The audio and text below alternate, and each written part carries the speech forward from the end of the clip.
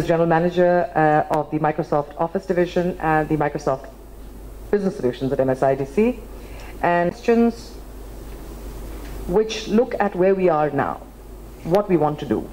And I look at Gloria Steinem's famous phrase which says, I mean, the main task in front of us is not to learn, but to unlearn. So I think all of us, men, women, all of us come with certain biases, come with certain expectations, and sometimes it's just important to be able to drop everything you think you know and just be able to refresh yourself from another perspective.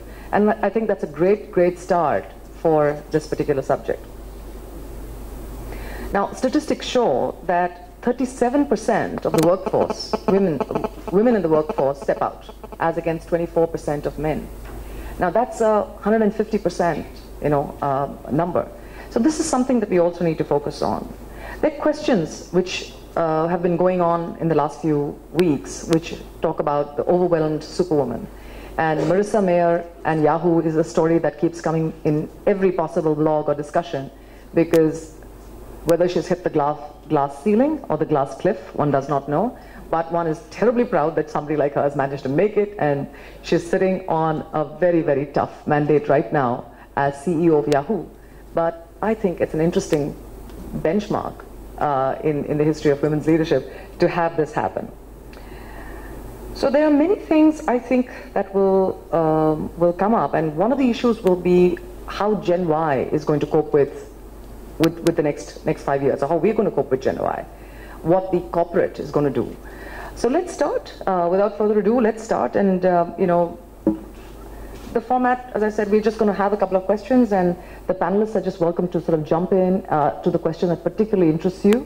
And we would like to have the opinions of the other panelists as well. So my first question is this.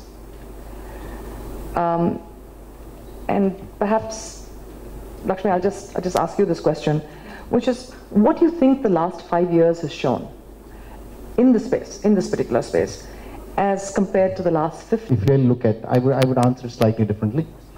If you take the entire progress of mankind over the last, whatever, few million years, and compress it over a 1 year cycle, or 1 year kind of period, you will see probably till about December 27th or so, there's absolutely no activity, okay? And post December 27th, the world really took off, okay? And exponential or beyond exponential is what happened. So in many ways, I would say that the women's leadership is pretty much on the same trend. I would say that it's been slow start, okay? And I don't blame anybody, because women got into the workforce probably in the last 50, 60 years in a big way. And I would say in India, at least in the IT sector, in the last 10 years, okay? So you really can't expect something magic to happen, okay? So there's a very nice story by Subodhananda, which says that a guy went to a nursery to buy a plant. Okay, he bought this plant, and then the guy said, you pour a glass of water on it every day. 1 year later, it's going to be so tall. So this guy said, okay, can I pour all 365 cups today, and will it become so tall? Obviously, the answer is no. Okay, it's going to take us that kind of time, and I believe there's been great progress, but still a lot more to go. Thanks, Lakshmi. Kritika, please go. So I think the last 5 years has seen us have some role models in different areas. And I think you see role models like, right here on this panel. If I think just about Facebook again, Sheryl Sandberg is a personal role model to me, who's, one of the few C-level members in public companies. But if you look at the aggregate numbers, actually the numbers are disappointing. And I think it goes to the point that Priya made about, so much has been talked about, but really if you look at the overall statistics, things haven't changed. So globally, women in board level positions, executive positions, has been in like the 15% range, and it hasn't moved since 2002, and in fact it's going in the wrong direction. And if you think about that and say, oh my God, globally we need to do something, if you map it down to India, actually the numbers are in the 3 to 6%.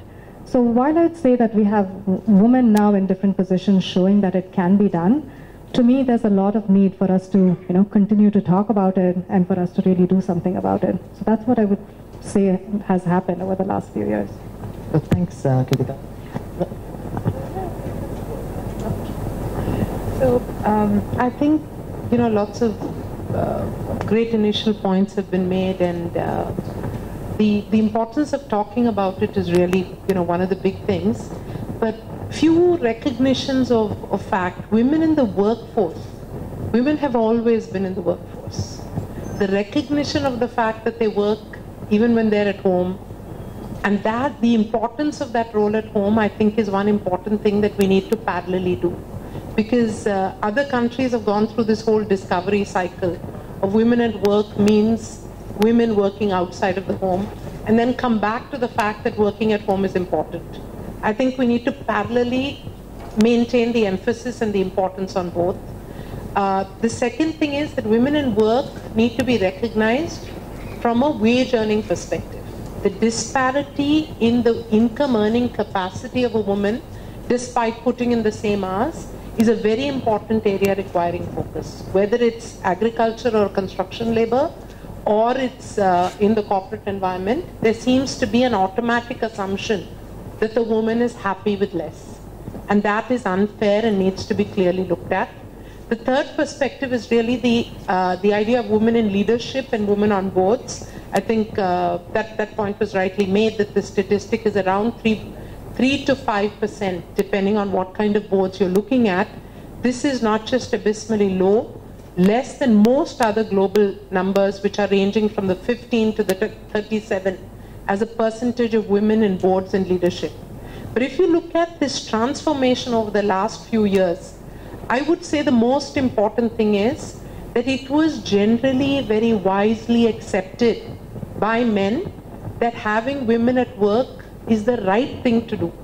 They've been suppressed, they haven't been given opportunity, let's make sure, let's take care of them, let's bring them into the workforce. So it was kind of like a good thing. I'm a good corporate citizen, therefore I'm bringing women into the workforce. I'm really happy to say that a recognition is coming into the genuine contribution of women in the workforce for themselves as individuals, as intellectuals. And that is the huge change. So right now, like a recent Canadian report or something showed a direct correlation between representation of women in boards and the bottom line. So the beauty of that is that having women at work is no longer just the right thing to do, it's the bright thing to do. So, and when that comes, that they say there's true value, we're doing it not just because we're good people, we're doing it because we're smart people, then the momentum increases further.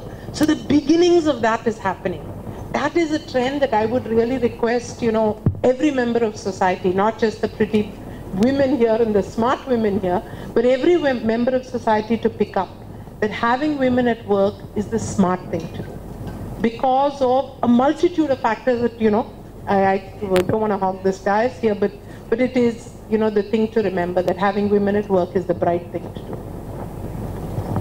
Yeah, that's great. I just want to build upon, this is a very important topic you actually, or important point you made.